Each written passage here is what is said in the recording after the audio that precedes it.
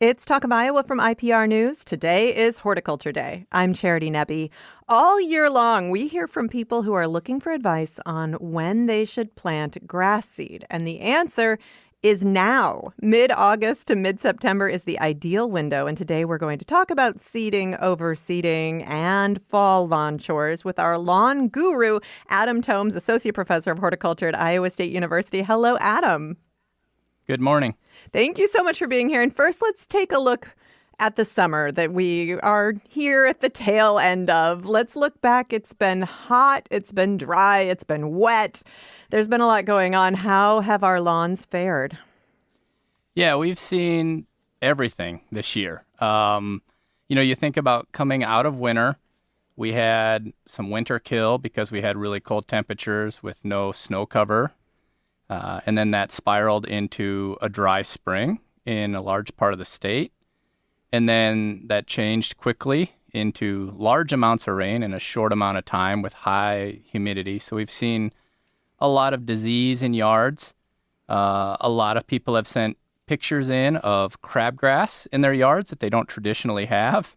And when it feels like Florida, the crabgrass grows really well. Is that what I'm hearing?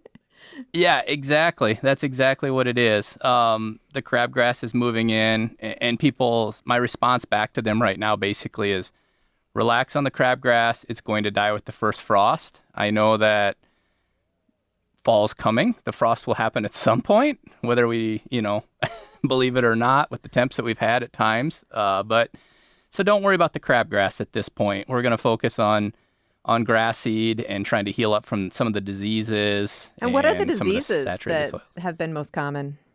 Yeah, so we've had, we have a group of diseases that we call our air conditioner diseases, and they happen when your air conditioner is on. And so we have brown patch, which if you go out in your yard and you've got kind of a smoky ring in parts of your yard, that would be brown patch. We've seen summer patch, especially on bluegrass yards, which is very common during high humidity, high temperatures. And that is, no matter how much you water, the grass continues to die, but in the middle of it is healthy-looking grass. And so that's summer patch. There's also dollar spot, which are small silver dollar size disease spots all over yards. And that's fixed with a little fertilizer and better temperatures that are on the way. So we've had a good amount of disease across the state. It's good for business, I guess, if you're a turfgrass specialist. But not if you're a home lawn connoisseur, or a person that cares about the details. All right. So right now we're kind of waiting for the weather to change and conditions to change, but it is a good time to plant grass seed. What makes mid-August to mid-September ideal? Yeah, this is that perfect window that we have for seeding. And first and foremost is we have less weed pressure. So I talked about crabgrass earlier. The colder nights, crabgrass is going to germinate less this time of year, and it's going to start to slow down and, in fact, die out. The grass seed will germinate. Even with the first frost, it will continue to grow. Another reason why we like to seed in the fall is the soil temps are already elevated. So when you seed in the spring, the grass seed lays out there for the soil temps to come up, and then the birds tend to eat it and haul it away as it waits or the seed rots. So those are the two big things. Less competition from weeds in the fall, soil temps are already ready, and then normally we get some timely rains that will help that grass seed establish and fill in. So there's hope. If your yard got beat up this summer, now is the time to seed, and there's a lot of benefits from seeding in the fall that you'd have a good-looking yard going into winter.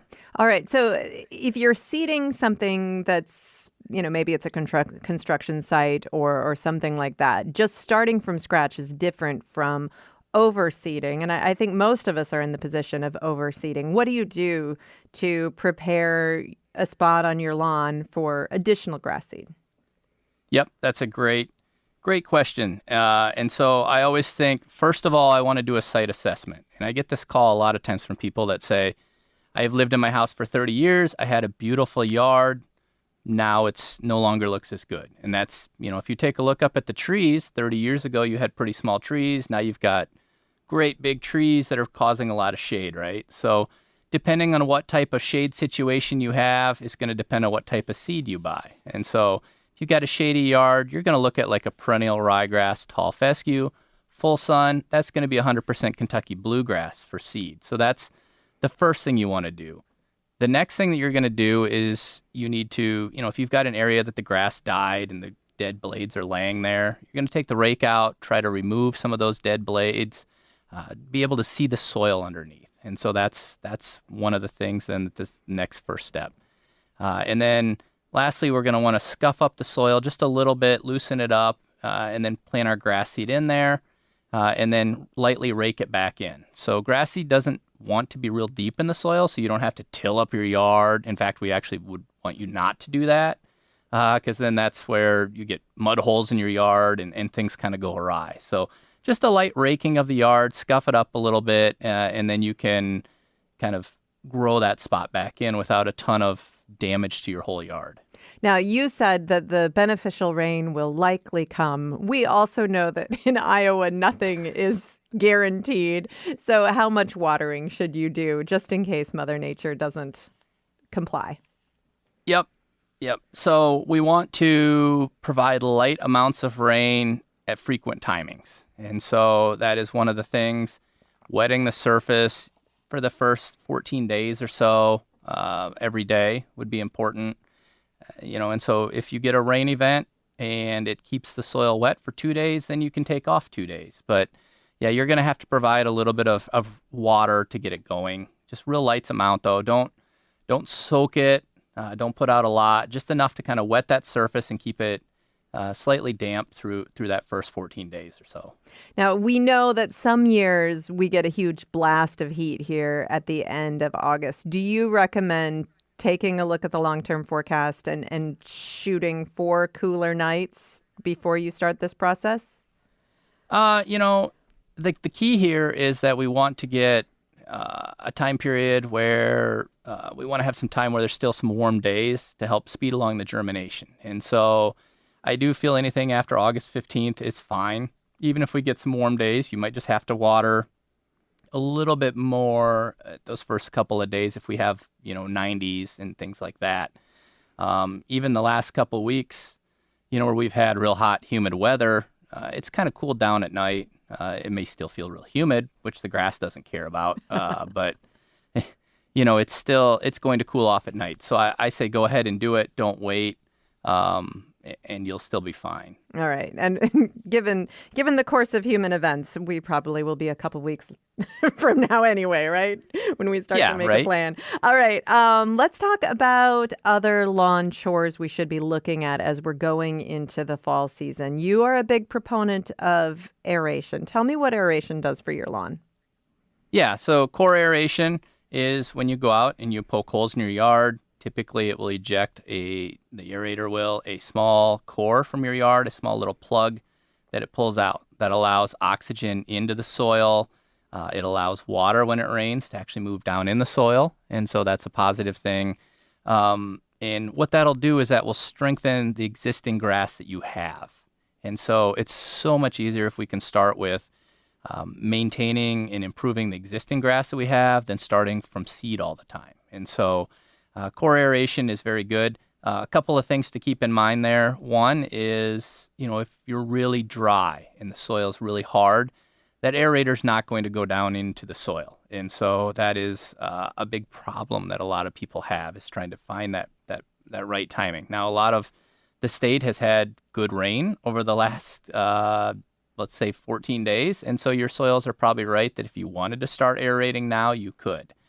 And then go ahead and plan to do that, through the end of September. That would be a real good time to get that wrapped up. The other thing that I do want to caution people on is it makes a mess of your yard for that first week or so. And so if you're going to do an outdoor wedding or some sort of a family reunion, you might want to hold off till after that. Plan accordingly.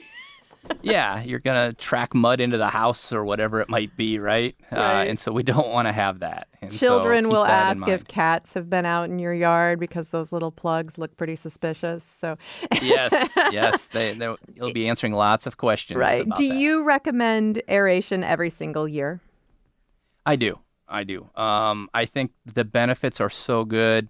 Again, when it rains, the water goes down in, so you're going to have a healthier root system, the oxygen in the soil.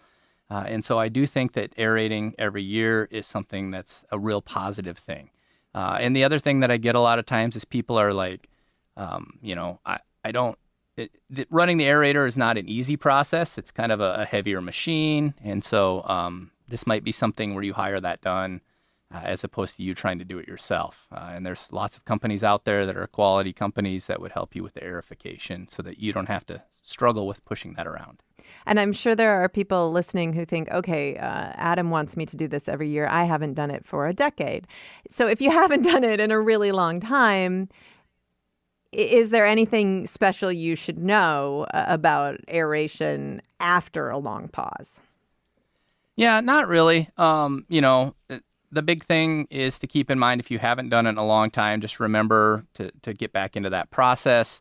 And it's going to make a mess for a little while. It's going to be dusty as you mow over those cores. Just leave the cores out there. You can chop them up, and they'll return back into the soil just fine. But it'll be dusty right after you do it if the cores are dry, or muddy if you mow it when it's wet.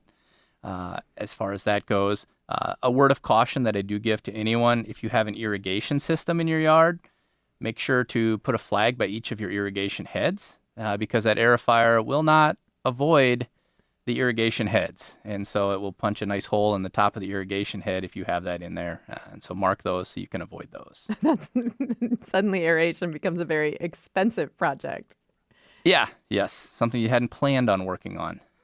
Did you have trouble keeping up with mowing this summer, or was that just at my house, Adam? No, I did. After July, we had a lot of rain, and we're still kind of coming out of that time period there where it seems like the grass is growing feet. Yes. And so absolutely. Yeah. My yard looks a little like a hayfield right now, which I know is not optimal, but we'll get back on top of it. Adam Thoms, Associate Professor of Horticulture at Iowa State University. For more gardening information and tips, please subscribe to our Garden Variety newsletter. Find out more at iowapublicradio.org/garden. I'm Charity Nebbe.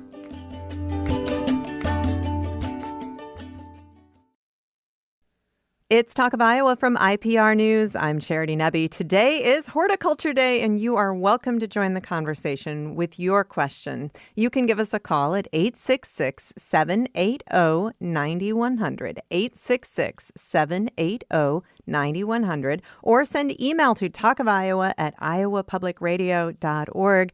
Adam Thoms is here today, Associate Professor of Horticulture at Iowa State University. He's also a turfgrass specialist. Aaron Steil is here, Iowa State University Extension Horticulture Specialist. Hello, Aaron.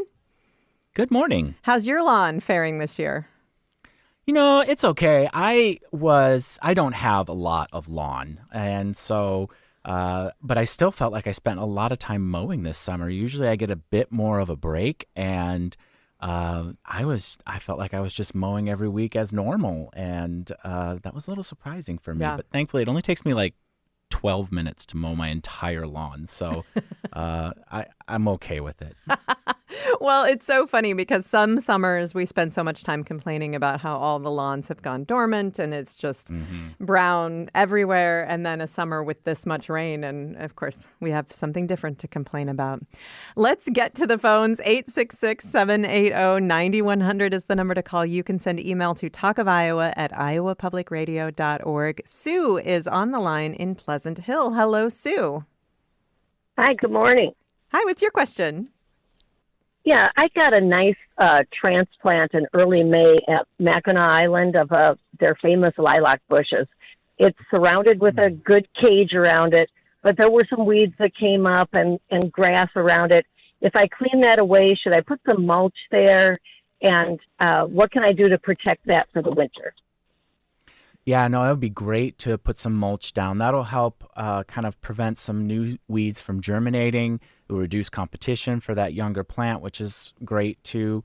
Having a wire cage around it is a great place to start, especially for the winter. And unless you have a lot of deer pressure, that should be enough. If you have deer pressure, you might consider putting a lid on that cage. But otherwise, I think you've done what you need to do.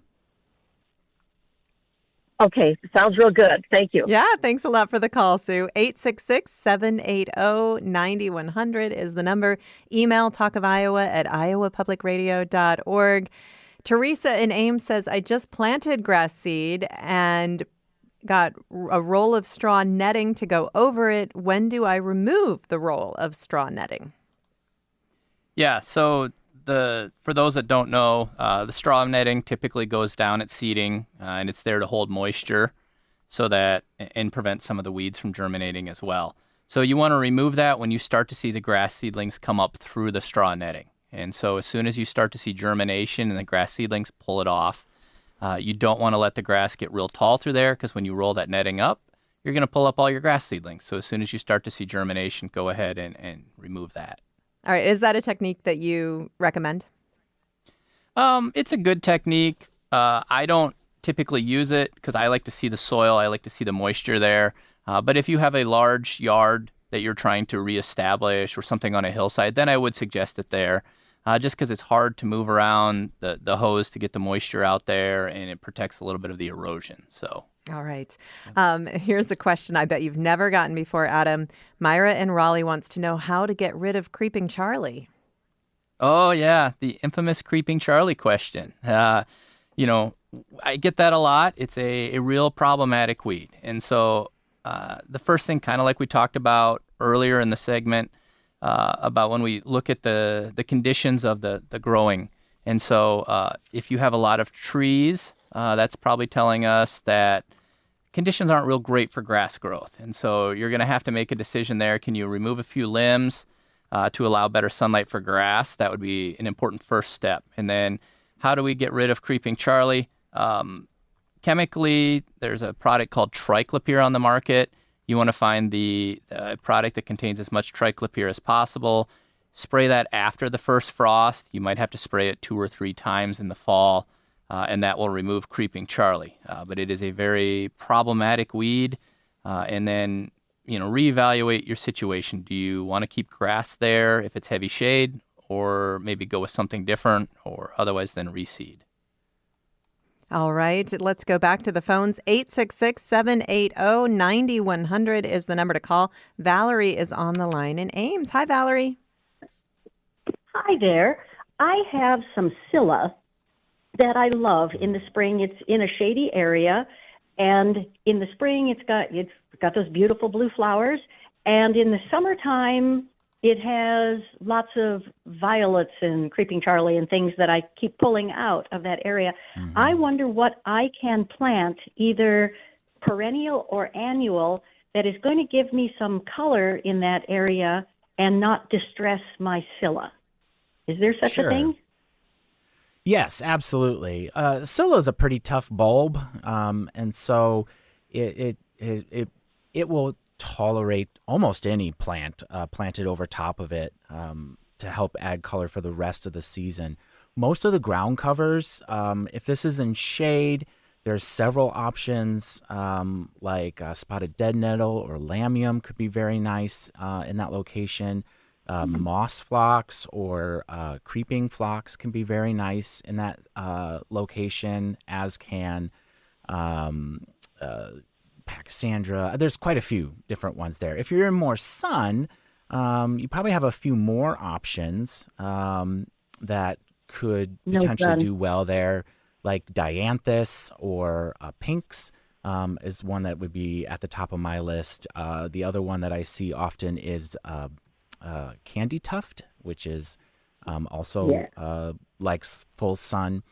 The last one I'll mention that would do part shade to shade is hosta. Hosta is a great companion for any bulb, including scilla, because they come up later, and then those big leaves kind of cover up that dying foliage and fill in all that space. And so they can be a nice option there as well.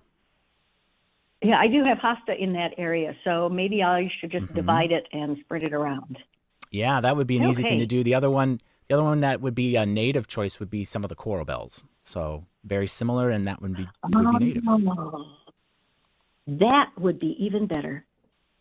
Okay, and they have pretty foliage color. Yes, they have very nice foliage colors and do well in shade to part shade.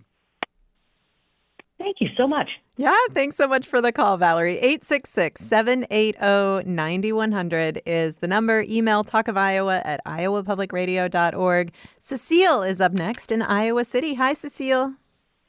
Hi. I have three things I want to do to my lawn, and I don't know the order or the time interval between each step. I want to aerate, I want to put on corn gluten meal, and I want to overseed in certain areas. What would you recommend for time intervals and the order? Yeah, that's great. Great process. So what I would suggest is aerate as soon as you can. We're in that window where you have good soil moisture in Iowa City, and so you could go ahead and aerate. And then you can apply the corn gluten meal, say around Labor Day, and you could overseed actually right after you aerate. So those would be kind of the steps that I would do there as far as that goes. So it would be a aerate, then overseed that same day if you wanted, or a day later, and then corn gluten meal around Labor Day. All right, Cecile, you've got your to-do list. Thank you so much for the call. And Adam, let's talk a little bit about corn gluten meal because this is a really viable option that some people still don't know about. Tell us about it. Yeah, so corn gluten meal is a byproduct of wet milling of corn. And so it is a great fertilizer for lawns. And it's a very slow release, so it's a very environmentally friendly fertilizer when you put it out in your yard, very safe. And then it also has a little bit of weed and feed properties in it as well. And so there's tons of benefits to applying corn gluten meal to your yard, and especially if you're going to go with more of a natural type route. And I know Iowa State University has done a lot of research about that over the years, and consistency is the key to effectiveness with corn gluten meal, right?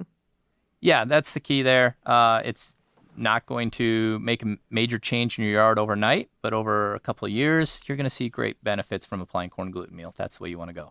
All right. Here is an email question from Jim and Kathy in North Liberty. We have pawpaw trees that are a couple of years old. When is the best time to transplant them? Usually the best time to transplant any woody tree or shrub is going to be the late dormant season. So spring break in March, somewhere around there is ideal. Probably the hardest time to transplant a tree or shrub would be going into fall because there's not quite as much time for it to recover. Although if you did it in the next couple of weeks, it probably would do okay. It's really when we start getting into late September, early October that we get a lot more stress and it may not overwinter quite as well. But if I had the time and didn't have like some construction project or moving date ahead of me, I would do it in mid-March. All right. This question is from Brian. He says, our historical society has landscaping in front that includes a globe spruce. It is getting big. And he has multiple questions. 1, how do you prune it? 2, how much do you prune it? 3, when do you prune it? Yes, these are all great questions because conifers behave differently to pruning than the more kind of familiar shrubs and deciduous shrubs and trees. With conifers, we cannot prune heavy back into areas that don't have live green needles. And so when conifers get really big, it's nearly impossible to get them smaller again. Whereas with the deciduous shrub, we just cut it back really hard and it would come back. That doesn't happen with conifers. And so typically we would wait for the new growth to fully emerge and in spring, and it would be around that early summer, late spring mark. I always think about Memorial Day or a week or two after where we would remove that new growth basically. If the conifer gets too large, and globe blue spruce do get quite large with time. It takes a while for them to get there, but once they get there, they are big plants. And if it gets too large, this is one of the sad things about big conifers. It means that you either have to replace it, or live with the size. So we can't cut it back really hard. I would not prune it this time of year. Conifers do not overwinter well when we prune them late in the season. So hang on to it for spring, let that new growth come out, prune that back. You could maybe go a little bit further in, just as long as you don't go into any part of the stem that doesn't have any green or, and this probably blue-green needles on it. So I don't know how familiar you are with the globe spruce, but Brian also asks, is this shape genetic or merely from pruning? I assume he's talking about the globe shape. And looking at Yeah. images, I mean, it looks like it's roughly globe shaped, but if you want it to be exactly a globe, you're probably going to have Yeah. to prune to get that, right? Yeah, it's kind of a squatty globe shape, kind of wider than it is tall, and it is the result of a witch's broom in a typical blue spruce that was found and propagated by cuttings asexually, and it maintains that shape because of some mutation that had happened, and then we took advantage of by propagating it. So it is genetically part of the plant. It's not something that gets pruned in. Now, those spiral junipers that you see sometimes, that is not genetic. That is absolutely something that we prune right? in. Yeah. Yes, absolutely. But yeah, those globe blue spruces are, genetically slower growing, more compact and rounded in shape as opposed to the more traditional kind of Christmas tree shape. All right, let's go back to the phones. 866-780-9100. Tom is on the line in Des Moines. Hi, Tom. Hello, Charity. My question is, I have a garden here in Des Moines, and I've grown some summer squash, and the plants are beautiful and healthy and big, but I've only gotten one squash out of them. I keep having flowers, but the flowers just drop off, and nothing's happening. So what's going on? Yeah, we've seen some flower drop throughout the year, and it is a response to challenging weather conditions. So sometimes we see it in a response to really warm temperatures. This isn't what happened, but sometimes we see it because of really cold temperatures. And so the other thing that could prevent kind of flower formation is abundance of fertilizer or too much nitrogen. It promotes a lot of leafy growth, but not as much flower production, which can cause a problem. And then squash are one of those plants that have two different types of flowers on the plant. Some are male and some are female.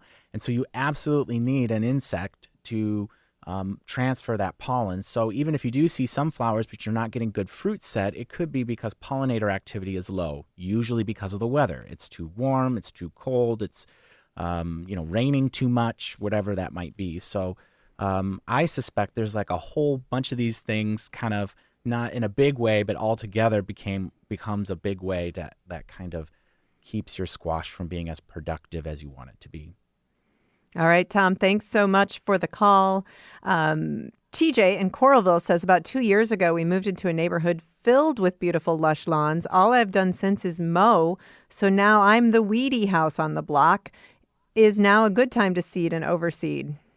And Yes. yes, we talked about that. He also says, is now a good time to spread weed and feed as well? No, not if you're going to seed. Those two don't mix.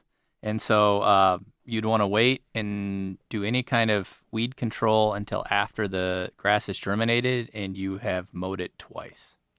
All right. And this person, Clinton near Scarville, says, I have patches of broadleaf weeds as well as significant dandelion pressure on my lawn.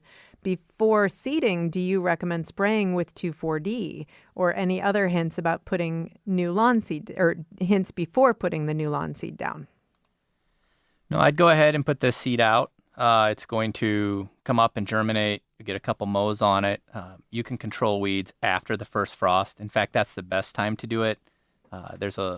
Once that first frost hits, then the plant starts to take everything that it gathers in the leaves to its growth point to store up for winter. And so we want to wait, let it get a quick frost on it, so that way if you do some sort of weed control, it will get back to that point and it will kill the plant, so that way it actually works the way you want it to, and you'll be weed-free next year. All right, and here's another chemical question quick before the break. Jim says, I also have ground ivy or creeping Charlie. What does triclopyr do to the grass? Triclopyr is safe on grass.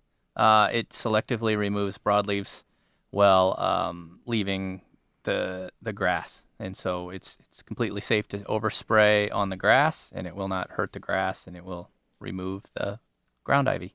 All right, we are going to take a short break. We'll be back in just a moment. With me today, Adam Thoms, Associate Professor of Horticulture at Iowa State University, and Aaron Steil, Iowa State University Extension Horticulture Specialist. They are here to answer your questions. Give us a call, 866-780-9100, 866-780-9100, or send email to talkofiowa@iowapublicradio.org. This is Talk of Iowa from IPR News.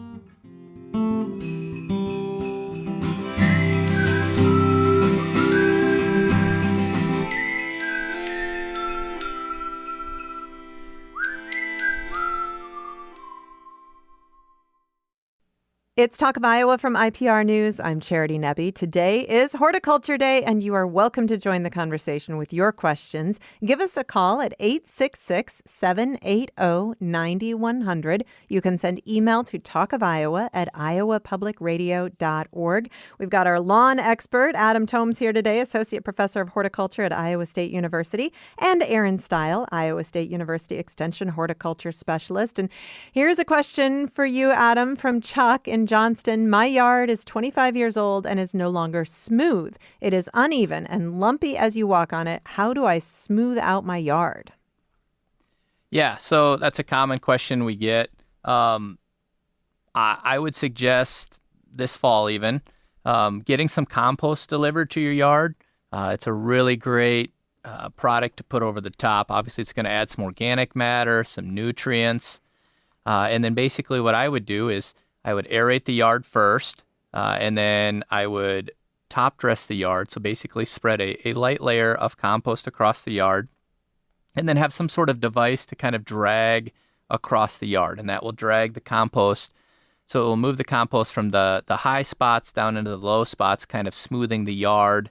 And so then you'll get an added benefit from improving the soil quality, as well as, some nutrients added to the soil from the compost, and then it should smooth your yard.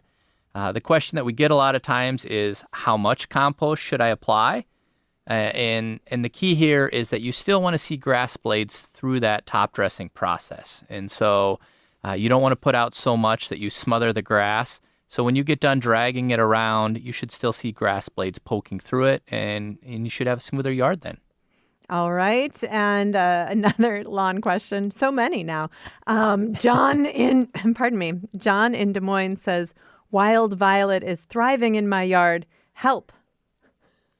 Yeah. So wild violet is similar to ground ivy. It's very hard to control. It does well in shaded type environments. And so look at the light that you have in your backyard. And then also look at spraying it after the first frost, and trying to get the wild violet controlled then. And so, triclopyr works fairly well on wild violet as well. There's a few other products out there, mixtures of 2 or 3 different broadleaf chemicals that would work to control wild violet, as well as a few other things. But wait till after the first frost. Again, that will, when you spray the plant, then it will move it to the growth point. You'll get better control. Wild violet, like creeping Charlie, is going to be 2 or 3 applications to get it removed. All right. And obviously, John wants to get rid of it. Wild violet, it's native, so it doesn't seem to me to be as big a problem. That's just my take on it. But I mean, it can coexist with our lawns. Yeah, it can. It can exist just like white clover, dandelions. All of those can kind of exist in there. They're perennials, right? So they're going to come back, and you're going to have those year after year, and spread, and they'll hold the soil. And so, they can exist as well if that's what you want. Right, that works just fine. Depends on what you're looking for. All right, Yep. Anne is on the line in Des Moines with another question for you, Adam. Hi, Anne. All right.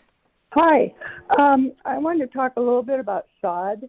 I'm going to have some sod, SOD, put in a small area of the lawn that has begun to wash out.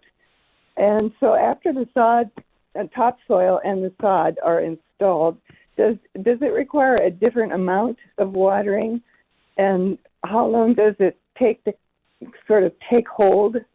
And also, when do you know that it has taken hold and you can stop watering? Yep. So sod is a instant fix to a problem. So first and foremost, take the time to get the soil below as level as what you're going to get it. You'll never have as good of a chance to make that yard smooth as before you install the sod. So make sure that you get your topsoil in, make sure it's really smooth. Lay out the sod, and then you're going to water it with heavier amounts than what you would a seeding. And that's because you want to soak it down through the sod layer to right where that soil and sod meet. And so typically we say it's kind of like this, it's not scientific, but kind of the squish test, right? So if you water the sod, you walk on it, and you feel a little bit of water come back onto your shoe for that first week, that's when you know that you've got enough water down and it should make it. Depending on the weather temps, you might be able to kind of soak it like that, and it'll stay like that for 2 days. If it gets real hot again, you might have to water it every day like that. And then after 2 weeks, reassess the situation, look at it, and see if it's rooted. So your last part of the question was, how do you know when it's rooting? Basically, just grab a hold of that sod, and if you can pull it back up, then it hasn't rooted. If it's sticking and you see roots going down into the soil, or it won't come up at all, then it's rooted, and it's good to start to treat like the rest of your lawn. But typically that should happen within about 14 days from installation. Anne, thanks so much for the question. Riley has a question for you this time, Aaron. Riley says, I've noticed that the squash bugs and cucumber beetles on my pumpkins and zucchini have been laying fewer eggs the last few weeks. My plants are very well established now. Do I still need to be regularly going out to remove all the eggs I see and capture and kill any adult bugs? Yeah, squash bugs have multiple generations through the summer, and it's been a pretty favorable year if you're a squash bug. This has been a great year. But if, of course, you're us, it's been a terrible year for squash bugs. And if you've gotten a good harvest out of your cucumbers and your squash, you could probably be a little less vigilant about this. We're getting close to the end of the season, unfortunately. We still, though, at the same time I say that, we still have a solid I don't know what part of the state Riley's in, but we still have a solid 4 to 6 weeks before frost. And so there's a lot of squash to be produced in that time still. So, and that life cycle of the squash bug will certainly mature within that time. And so you could probably lay up a little bit. Some folks are done, like, I've got enough cucumbers. I'm good. I've got enough pickles. We're all set.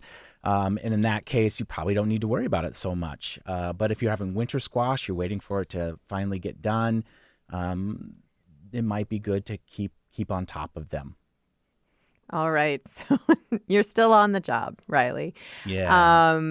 Jay from Des Moines says, for decades, there have been evergreen bushes growing in the front yard where I live. Some years back, I pruned them, so there is now a gap of 3 to 4 feet between the bottom branches and the ground.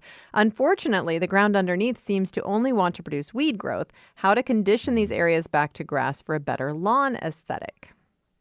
Oh, okay. So there's a couple options here. I mean, lawn hates this situation. I don't know how high up. Did he say how high up they were trimmed up? Yeah, 3 to 4 feet. 3 to 4 feet. Okay.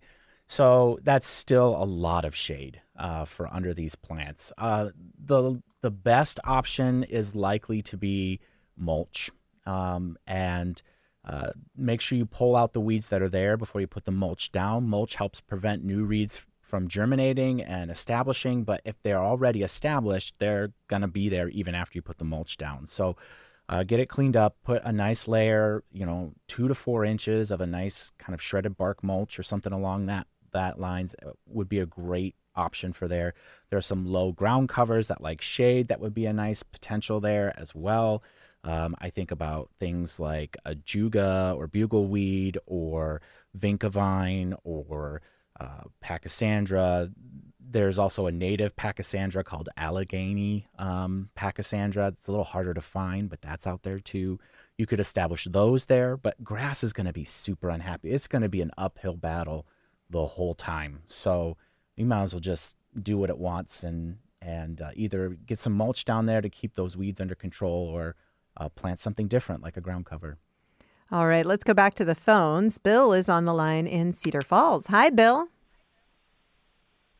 Hey, first off, I love this show. Thank you for hosting these people every week. Oh, thanks, Bill. My question is related to lawn care again. I have a yard that lots of weeds in it, and so I've been planning for this month to put down Weed Be Gone and then 4 weeks later overseeding. I also read about a product called Tenacity that allows you to spray that on and then seed. What is Tenacity? Yeah. So first of all, you're in the perfect window for seeding, Bill. And so Right. we always encourage that you would actually kind of flip that order that you have. And so I'd like to see you put out the seed right now, and then you could do your weed control in probably more like 6 weeks instead of 4, just because by the time the grass comes up and it's old enough, mature enough that you've mowed it twice, it's probably more like 6 weeks. You'll still get really good weed control, even if you've got a first frost up in Cedar Falls. The second part of your question about Tenacity, what is it? So it's a herbicide that works by taking and knocking out the chloroplast from the plant. And so it basically turns a plant white. It's what they call a bleacher herbicide. And so the plant can't make food, and it kills the weed that way by basically turning it white.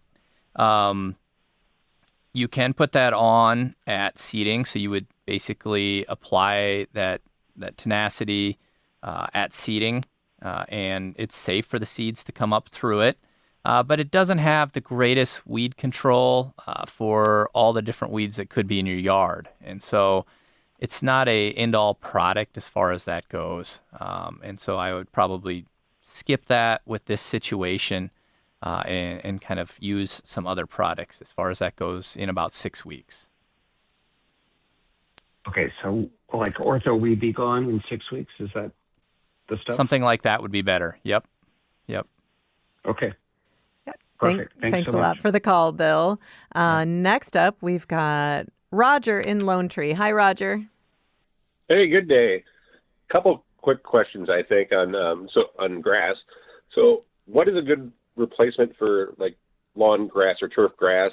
That either slow growing grass or just alternate like clover or what have you.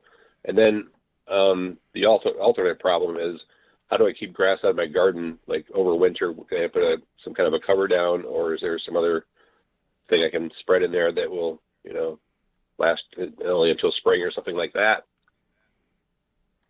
Yep. So a couple things, if you want to do a slower growing grass, something like that, one of the things to look at, if you're okay with brown grass, would be like a buffalo grass. That's a warm season grass. It's native prairies. It's very slow growing. I will caution you, it's also not very dense. But the more effort that you put into it, the worse it does.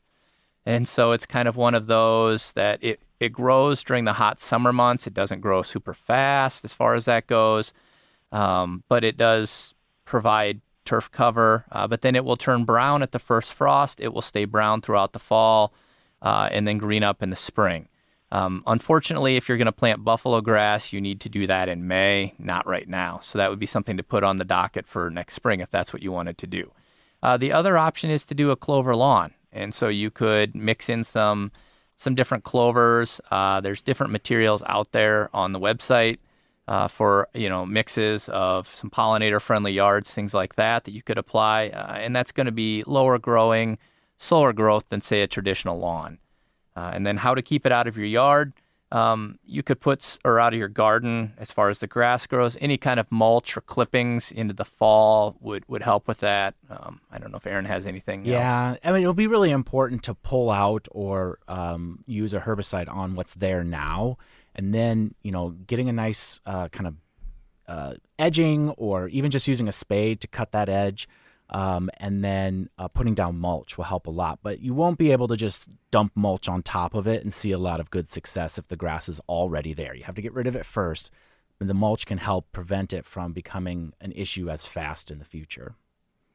Roger, thanks so much for the call. Let's try to squeeze a little more lawn expertise out of you with limited time now, Adam. Linda in Des Moines says, last spring I overseeded a patch of lawn using the sun and shade bag I bought at a big box store. The grass sprouted and looked wonderful until about 3 weeks ago when the grass died. Now it looks pathetic. I kept it watered and it gets plenty of sun, so I don't know what went wrong. Is there a specific type of grass seed that's better for overseeding? Are those all-in-one bags really worth the money? Great question. What happened to it? Probably, honestly, was it probably got hit with some disease. It was fairly young still as far as grass goes, and so it probably got nailed by disease. The all-in-one bags, they're great as far as they have fertilizer and things like that in it. But I think just buying grass seed and then fertilizing and doing each step individually, I think is probably just as worthy of that as far as that goes. All right. Here's a question from Marlene in Des Moines. We have a new cement patio, which is about 4 inches above the lawn. The contractor put black dirt around it to gradually merge it with existing lawn. It's quite a steep grade. We're going to seed it, but concerned that the seed will wash away when we water. What could we do to stabilize it? Yeah, so that's that perfect, going back to that earlier call, a straw mat over that would be very nice. So that would be probably what I would do is seed it, put down that straw mat. And then once you see the grass germinating up through it, pull that straw mat off. All right. And Lisa says, not a lawn question, I'm crazy for fruit trees, but my Iowa City soil is mostly clay. I'd like to know if there's a good way to amend the whole soil. Oh, this is going to be hard to do for the root zone of a tree, but certainly adding in compost, working it into that soil. Fruit trees are smaller than most shade trees, but you're looking at an area that's a fair size, at least 10, 15 by 15, something along those lines that you would want to do that with. And so it's going to take some effort. Remember that even with trees, the roots are in the top 6, 8, 4, that's kind of the range where the roots are. So we don't need to go super deep. We just need to make sure that we're getting out there where the majority of the roots will be in that top layer, going out from the tree probably 10 feet on each side. That's a lot of work. Yeah. Are there any fruit trees that would be more likely to thrive in that circumstance than others? I think a tart cherry is a great place to start because you only need one to get fruit, and they're very productive and pretty too. So all right. That would be a good place to start, I think. Aaron Steil, thank you so much. You're welcome. Adam Thoms, thank you. Thanks for having me. Adam Thoms, Associate Professor of Horticulture at Iowa State University. Aaron Steil, ISU Extension Horticulture Specialist. Talk of Iowa is a production of IPR News with help today from Caitlin Troutman, Nev Kelly, and Steve Cooper. I'm Charity Nebbe. Have a great weekend.